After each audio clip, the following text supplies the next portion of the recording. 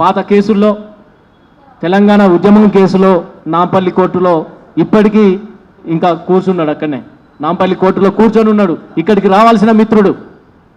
కాబట్టి నేను ఈ మీటింగ్ ఆర్గనైజ్ చేయాల్సిన పరిస్థితి లోపల నేను కూడా ఉద్యమం కేసులోనే 2010లో పెట్టిన కేసు బై ఎలక్షన్లో, అది వరంగల్ కోర్టులో, హన్మకొండ కోర్టులో నేను ఆ కోర్టు చుట్టూ తిరగాల్సిన పరిస్థితి.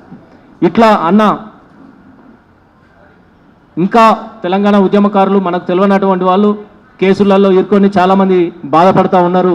కాబట్టి ఇవన్నీ కూడా కొంచెం మీకు అవకాశం ఉన్న దగ్గర మాట్లాడండి.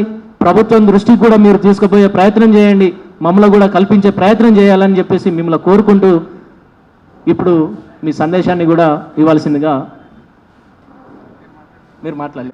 సభాధ్యక్షులకు, మిత్రులకు నమస్కారం. నేను ఎక్కువసేపు మాట్లాడను, 5 నిమిషాలు మాట్లాడతా. ఇప్పుడు మనం పోయి ప్రభుత్వాన్ని అడిగితే ఎట్లుంటుందంటే పులి దగ్గర పోయి శాకాహారికి అమ్మన్నట్టుంటుంది. అంతకుముందు ఉన్నది టీఆర్ఎస్ గవర్నమెంట్ మాంసాహారి, ఇప్పుడు కాంగ్రెస్ కూడా మాంసాహారి. వాళ్ళిద్దరు ఒకటే, ఇద్దరు నరమాంస పక్షులు, తేడా ఏం లేదు. బ్రాండ్ ఒకటే తేడా, పాత సీసా పాత సారా, లేబుల్ ఒకటే కొత్తది, అంతే, ఏం లేదు. లేబుల్ కొత్తది, వాళ్ళు కూర్చొని తాగే టేబుల్ కొత్తది. వాళ్ళిద్దరు కలిసే ఉన్నారు. మిత్రులారా, ఇప్పుడు టీఆర్ఎస్ వచ్చినాక ఏం జరిగిందో కాంగ్రెస్ వచ్చినాక అదే జరుగుతుంది. ఈయనైతే ఏకంగా చంద్రబాబు నాయుడు గొప్పోడని కూడా అంటున్నాడు. సోయిందా నీకు? కాంగ్రెస్ పార్టీ ఏం చేస్తున్నది? ఎందుకు తెలంగాణ ఉద్యమం వచ్చింది? 2వ దశ, మలి దశ. చంద్రబాబు నాయుడు అనే ప్రపంచ బ్యాంకు పెద్ద జీతగాడు ప్రపంచ బ్యాంకు చెప్పినట్టు చేసిండు. తెలంగాణలో పరిశ్రమలన్నీ మూసేయాలి, అన్ని పరిశ్రమలు మూసేసిండు. Allwyn, IDL, IDPL, Praga tools, Republic Forge, DBRL, నేతస్పిల్, నిజాం షుగర్, సిర్పూర్ కాంగ్రెస్, రామగుండం, అన్ని మూసేసిండు. అన్ని పారిశ్రామిక వాటికల్ని శ్మశాన వాటికలు చేసిండు. సనత్ నగర్ శ్మశాన వాటికైంది. సనత్ అంటేనే ఉర్దూల ఇండస్ట్రీ. కాడ్యాన్ ఒక శ్మశాన వాటికైంది. కొత్తూరు ఒక శ్మశాన వాటికైంది. ఉన్నాయా ఇండస్ట్రీస్ కొత్తూరులో? అంతకుముందు ఉండే కదా, చంద్రబాబు నాయుడు కదా నాశనం చేసింది. కాడ్యాన్ కూడా వాడే కదా. చెర్లపల్లి తన తీసేసింది కదా. పటన్ చెరువు మొత్తం నాశనం చేసింది కదా. ఎక్కడున్నాయి పరిశ్రమలు? అన్నీ మూసేసిండు. అప్పుడు కార్మికుల ఆహాకారాల నుంచి తెలంగాణ ఉద్యమం పుట్టింది. గద్దరు, బెల్లెల్తా, మారోజు వీరన్న ఆ కార్మికుల దగ్గరికి పోయిండ్రు. ఇట్లా మీరు పాడుతున్నట్టే పాటలు పాడినరు. వాళ్ళ కష్టాల్లో భాగమైనరు, వాళ్ళ కన్నీటిలో భాగమైనరు. వాళ్ళు పాడుతుంటే ప్రభుత్వానికి వణుకు మొదలైంది. అందుకనే బెల్లెల్తని చంపారు. ఇక్కిరి సిద్ధులు, ఒక్క భువనగిరిలో 18 మందిని, ఇక్కిరి సిద్ధులు, బెల్లెల్తా, ముక్కా కరుణాకరు, శ్రీరాములు యాదవ్, ఎంతమందిని చంపారు పౌరగిరిలో. గదర్ మీద 6 తూటాలు. వీళ్ళ మీద కేసు ఉందా? కాల్చినోడు ఎవడో తెలుసా? అంటే పోలీసోడే. ఎఫ్ఐఆర్ లేదు, ఎంక్వైరీ లేదు, దర్యాప్తు లేదంటే పోలీసోడే కాల్చిండు. అంటే చంద్రబాబు నాయుడు చెప్తేనే కాల్చిండు. అందుకనే ఉద్యమం ఉధృతమైంది. ఇది పరిశ్రమలకు సంబంధించి, పట్టణాలకు సంబంధించి. గ్రామాల్లో వ్యవసాయ ఉత్పత్తి అంతా నాశనం చేసిండు. ఎందుకంటే ప్రపంచ బ్యాంకు చెప్పింది వ్యవసాయ ఉత్పత్తి ఉండదు, పారిశ్రామిక ఉత్పత్తి ఉండదు. మొత్తం నాశనం చేసింది చంద్రబాబు. అప్పుడు తెలంగాణ ఉద్యమం వచ్చింది. వచ్చిన ముఖ్యమంత్రి ఏమన్నా సోయిందా? ఐటీకి ప్రతీక ఎవడు? బ్రాండ్ అంబాసిడర్ అంటే చంద్రబాబు అట. బుద్ధుని దానికి ఏమన్నా? వాడేవాడు చంద్రబాబు. ఒక జాగా ఇస్తే ఐలంటోడు కట్టుకుంటూ బయట నుంచి వచ్చినాయి. మళ్ళీ బెంగళూరు సంగతి ఏంది? నీకంటే ఎక్కువనే కదా కంపెనీలాడ. వానికి ఇంగ్లీష్ రాదు, హిందీ రాదు, సంస్కారవంతమైన తెలుగు రాదు, ఉర్దూ అంతకంటే రాదు. మామని చెప్పులతో సిసిరి కొట్టి చంపిండు. అటువంటి దొంగను పట్టుకొని నువ్వు మెచ్చుకుంటావా? బుద్ధుందా? మన ముఖ్యమంత్రి మెచ్చుకుంటుండు కదా. మరి ఏముంటుంది? చంద్రబాబు రాజ్యం ఉంటుంది. మొత్తం ఆంధ్రలో తీసుకొచ్చి పెట్టిండు. ఇప్పుడు మళ్ళీ అంతా ఆంధ్రలో వస్తుండ్రు. ఆఫీసర్లంతా ఆంధ్రలోనే, హ్యూమన్ రైట్స్ కమిషన్ ఆంధ్రలోనే, అన్నిటికీ ఇన్ఫర్మేషన్ కమిషన్ ఆంధ్రలోనే. అంత చంద్రబాబు నాయుడు మనుషులు తీసుకొస్తున్నాడు. అందుకని మళ్ళీ నిజంగా ఉద్యమం రావాలి. ఒక 2-3 చెప్తా మీకు సంఘటనలు. నిజాం పోయిండు, పోలీస్ యాక్షన్ అయింది. వాడు ఢిల్లీలో కూర్చున్నవాడు జోకర్ చెప్తున్నాడు. కాంగ్రెస్ జోకర్లు, బీజేపీ జోకర్లు, ఇద్దరు జోకర్లే, ఇద్దరు బ్రోకర్లే. ఎవడు చేసిండు తెలంగాణలో? ఎంతమంది రక్తం బారింది. ఊరూరికి 10 స్తూపాలు ఉంటాయి కదా, ఊరూరికి పోరాటాలు జరిగినాయి కదా. నువ్వెవని రా? సర్దార్ పటేల్ దొంగ. నువ్వు వాడు ఏం చేసినా మీకు తెలవాలి. అమ్మా ఇటు వినండి. సర్దార్ పటేల్ తెలంగాణలో తెలుసుకోవాలి. రేపు మళ్ళీ సెప్టెంబర్ 17 నాడు మనము విద్రోహోద్యమే చేయాలి. విద్రోహమే అది, విమోచన కాదు, విలీనం కాదు. ఎందుకంటే తెలుసుకోవాలి, కాంగ్రెస్ వాడిని బీజేపీని ఈ పాల్గొనకుండా చెప్తాం, మనం చూపిద్దాం ఏమైందో. నిజాంను మళ్ళా రాజ్భవన్లో పెట్టిండ్రు 1950 26 జనవరి నాడు సర్దార్ పటేల్ లుచ్చగాడు సంతకం పెట్టి నిజాంను రాజ్భవన్లో పెట్టిండ్రు. 1956 అక్టోబర్ 31 వరకు ఆ లుచ్చాగాడే గవర్నర్ ఉన్నాడు. ఎక్కడుండు?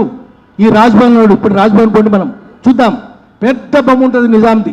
మీర్ ఉస్మాన్ అలీ ఖాన్ రాజ్ ప్రముఖ్, మొట్టమొదటి గవర్నర్ ఎవడు మనకు? వీడే.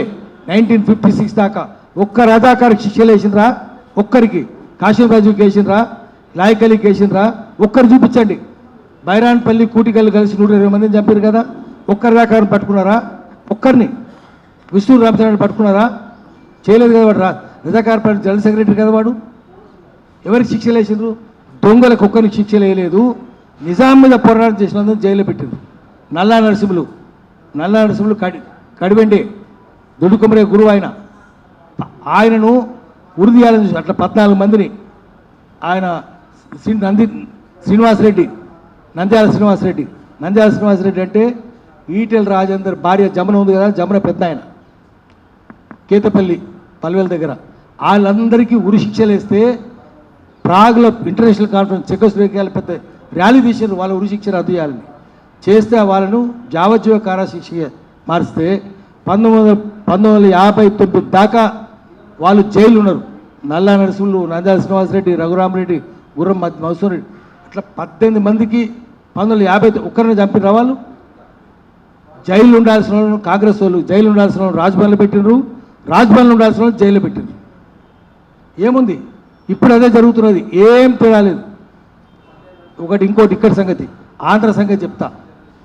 వాడు డప్పు సుబ్బారావు అని ఉండే, వాని పేరేందో కానీ వాడు డిఎస్పి, ఫ్రీడమ్ ఫైటర్స్ అందరూ పొట్టు కొట్టిండు.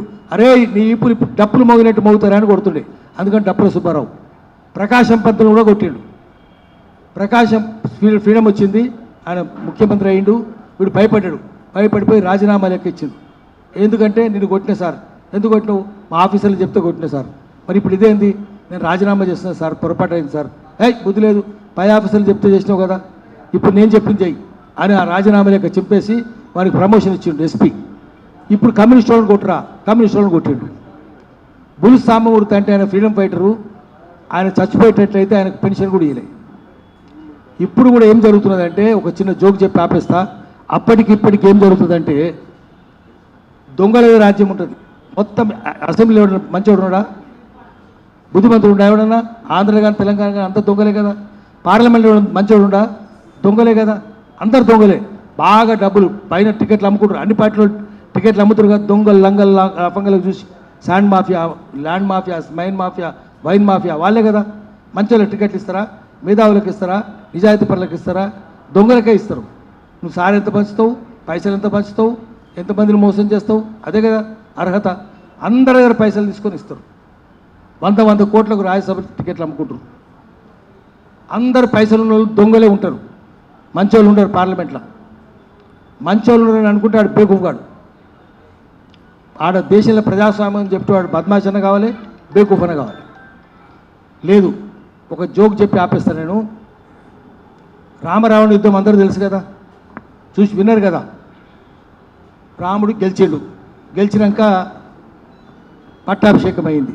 హనుమంతుడు అన్నాడు, నాకేం పని అయోధ్యలో, నేను అడిగిపోతా. ఏం చేస్తావు? అడవిలో రామనామ జపం చేసుకుంటుంటా. పోయిండు. 5 ఏళ్ళు అయింది, 10 ఏళ్ళు అయింది, 20 ఏళ్ళు అయింది, 30 ఏళ్ళు అయింది, ముసలోడు అయిపోయిండు. చెట్టు ఎక్కలేకపోతుండు, పండు పండు తినాలి కదా కోతి, తెప్పుకోలేకపోతుండు. అప్పుడు అన్నట్టు ఎవరు, అట్లా కాదయా, నువ్వు ఇంత కష్టపడుతున్నావు, అయోధ్యకు పో. ఎందుకంటే రాముడు ఫ్రీడమ్ ఫైటర్స్ పెన్షన్ ఇస్తున్నాడు, పెన్షన్ తీసుకో, పైసలు ఇస్తే ఎవడని తెప్పిస్తాడు. మంచిగానే ఉంది. పోయిండట. అయోధ్యకు పోతే గేట్లు వేసిండ్రు. గేట్ దగ్గర అడిగినట వాచ్మన్, బట్టలు ఉంటారు కదా, ఏముంది ఎవరైనా? నేను హనుమంతుని. హనుమంతుడు అంటే ఎవరు? అయ్యో నేను సంజయ్ని పర్వతం లేపిన, యుద్ధాన్ని గెలిపించిన, నువ్వు ముసలోని కోతివి, నువ్వు గెలిపించినావు నువ్వు అన్నాడు. నిజంగానే గెలిపించిన. అట్లయితే మరి ఎందుకు పోతున్నావు లోపలికి అంటే, పెన్షన్ కావాలన్నా లోపలికి పెన్షన్ అంటే పైసలు వస్తాయి.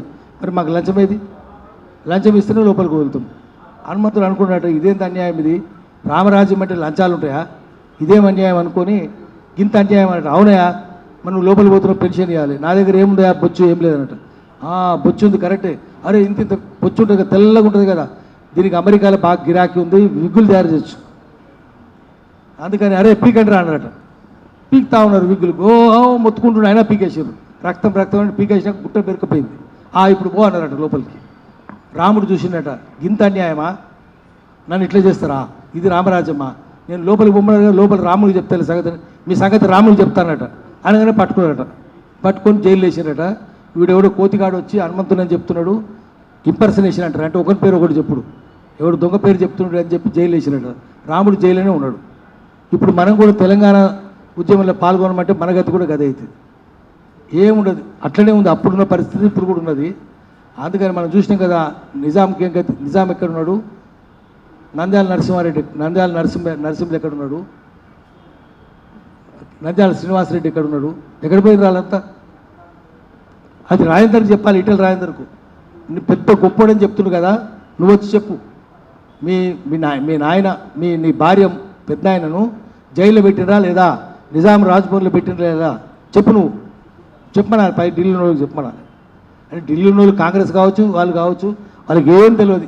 యమున అవతల ఏముంటుందో కూడా తెలియదు, యమున లోపలిది తెలుసు. వాళ్ళకి తెలియదు, మనం చెప్తే వినరు కూడా వాళ్ళు. అందుకని మనం గట్టిగా చేయాలి. ఈసారి మనం పక్కా సెప్టెంబర్ 17 విద్రోహ దినం చేయాలి. విమోచన కాదు, విలీనం కాదు. వాళ్ళకంటే చరిత్ర ఇండ్లు. కేసీఆర్కి తెలుసా, రేవంత్ రెడ్డికి తెలుసా, చదువుకున్నారా, విన్నరా? వాడికి చంద్రబాబుకి అసలు తెలుసా? వాడు ఇంకా దరిద్రుడు. అందుకని రాజకీయ నాయకులను గల్లా బట్టి చెప్పాలి, ఇది జరిగిందిరా అని చెప్పాలి.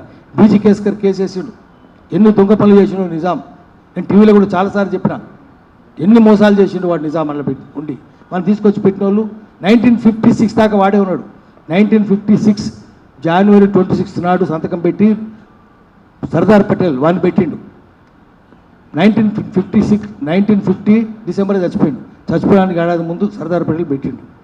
అంతకంటే ముందు నిజాం పేరుతోటి ఫర్మానాలు వచ్చినాయి. ఎందుకంటే అందరికీ లంచాలు ఇచ్చిండు. అందరికంటే సంపన్నుగా నిజాం. జేఎన్ చౌదరితో సహా, సర్దార్ పటేల్తో సహా, నెహ్రూతో సహా అందరికీ, ఒకరికి ఆర్లెట్ డైమండ్, ఒకరికి పిట్స్ డైమండ్, ఒకరికి జాకబ్ డైమండ్, కోట్ల రూపాయలు అన్ని దొంగ పనులు చేసిండు నిజాం.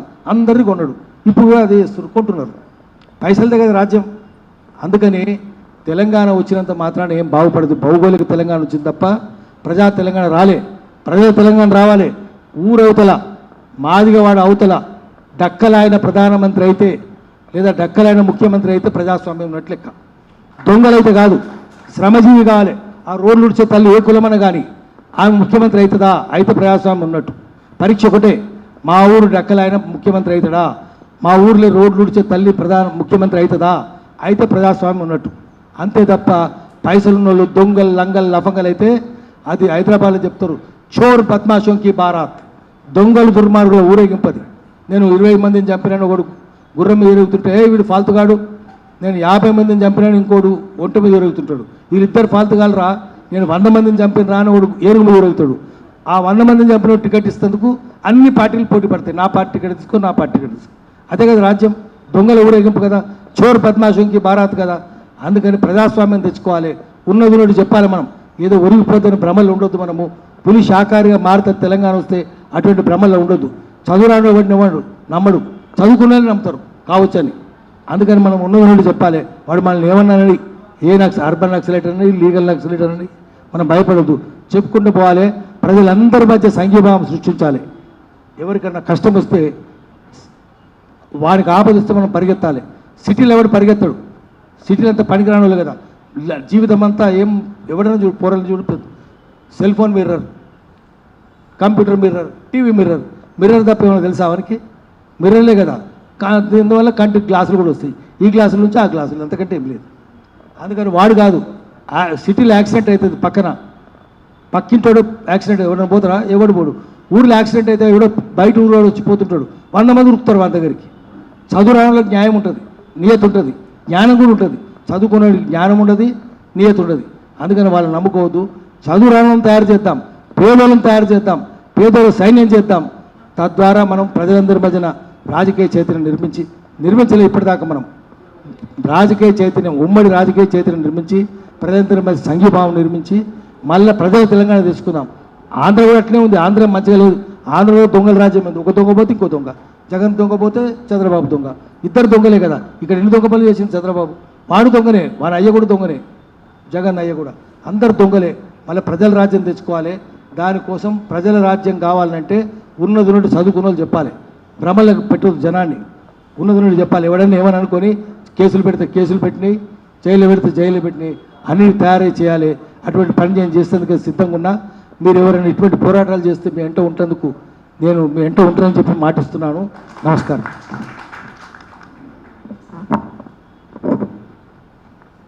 థ్యాంక్ యూ అన్న.